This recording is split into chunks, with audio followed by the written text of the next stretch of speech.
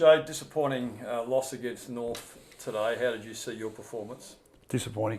To be minus 32 inside 50s at half time shows there's a fair disparity in the contest, and their contest wins were strong. They looked dangerous going forward. I thought we saved a heap of goals in the first quarter, but it's unsustainable playing that way. And yeah, second quarter got really untidy. The skill level was unacceptable at SANFL level, which put a lot of stress on the back line. I thought they held in for the first 10 minutes and the damn wall broke eventually and gets to, was it 40 points at half time? And yeah, so I thought the third quarter had some features to it that started looking a little bit better, but once again couldn't sustain it the last quarter. So disappointing is the way that day was, given the stage, the opportunity. Yeah, they don't come around very often and we didn't play our part in it. You got key players out, obviously, notably Matt Panos, Jackson Callow, Richards as well, and others.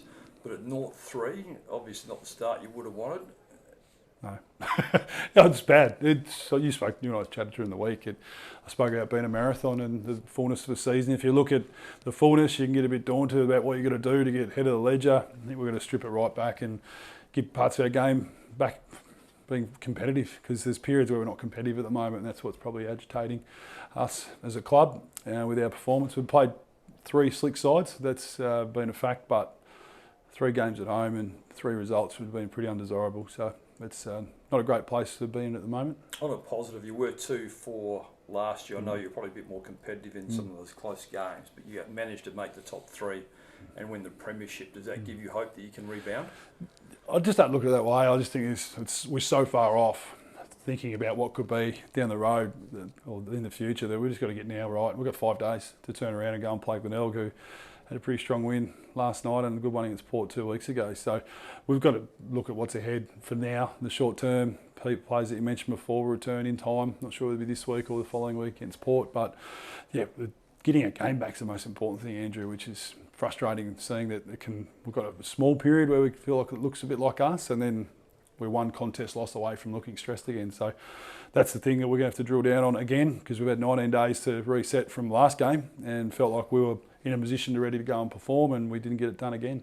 I guess one small positive, the second half, as you smashed in the first half and inside 50s, remarkably, that 32 differential, but you did win this 50 count in the second half and got the game a little bit back on your terms. Yeah, we did for small patches. I thought the third quarter was strong, and we missed some chances to score heavier and probably coughed a couple of easy ones up back the other way, which was deflating. And but then the last quarter again, I just felt like too many times that we were out and we made easy mistakes which cost us the other way, or easy goal that started last to Ramsey. So there was just a lot of things at the moment that the work that we're doing isn't for long enough, and I thought our backs were able to resist a lot of good entries there for periods, but that's unsustainable. Minus 32 is first half is a long way off the level of competition. What were the positives for you? I think the third quarter, Roker went to Wig and quietened him down, and Kennelly and Nunn started to get going a bit more in the middle, so we started to get a bit more ascendancy.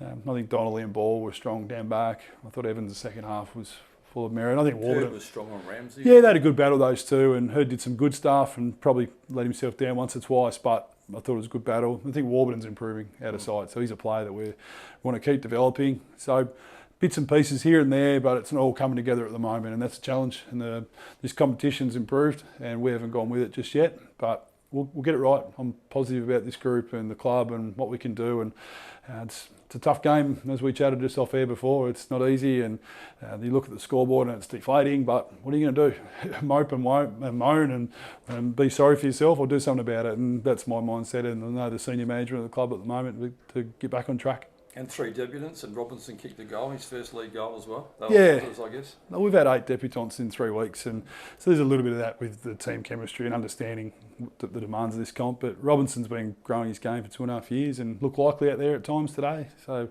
Stingle had a tough first half, but did some okay things the second half, and Wright was a bit similar. Probably found out the demands of the game at times, but had some good moments as well. So trying to capture a few things that we are doing, because it's quite easy to look at all the things we're not doing.